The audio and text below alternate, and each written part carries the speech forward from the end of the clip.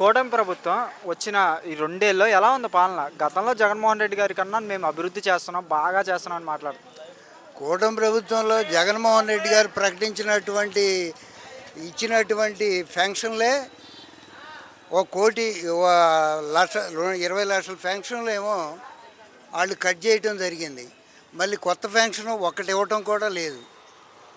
మహిళలకు ఇస్తున్నటువంటి 15,000 రూపాయలు ఇంతవరకు ఆయన దాన్ని పట్టించుకున్నటువంటి విషయాలు ఏమీ లేవు. వాళ్ళు ఇచ్చినటువంటి వాగ్దానాలను నెరవేర్చలేక ప్రతిపక్షాల మీద దుమ్ము జల్లటం, బురద జల్లటం జరుగుతుంది.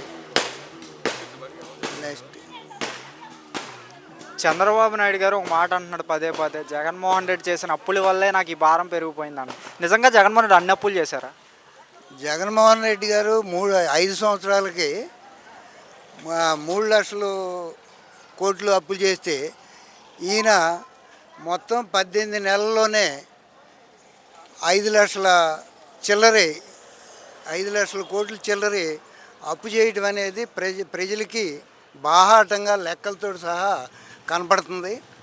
మరి దాన్ని ఏంటో కప్పిపుచ్చుకోవటానికి ఆయన అప్పులు చేశాడు, 15 లక్షలు చేశారు, 20 లక్షలు చేశారు అనేటువంటి విమర్శలు చేశారు. అవన్నీ లెక్కలు చూసేటప్పటికే ఇప్పుడు చాలా 3 సంవత్సరాలకే 3 లక్షల కోట్లు కనపడుతుంది. ఈ 18 నెలలకే 5 లక్షల కోట్లు కనపడుతుంది. ఇంకా 3 సంవత్సరాలు గడవాలంటే ఎన్ని లక్షల కోట్లు వాళ్ళు అప్పు చేయాల్సినటువంటి పరిస్థితి ఉందో ఈ రాష్ట్ర ప్రజలందరూ కూడా అర్థం చేసుకుంటున్నారు. అర్థం చేసుకునే ఇవాళ జగన్మోహన్ రెడ్డికి అత్యంత సన్నిహితంగా ప్రజలందరూ కూడా నీరాజనాలు పడుతున్నారు.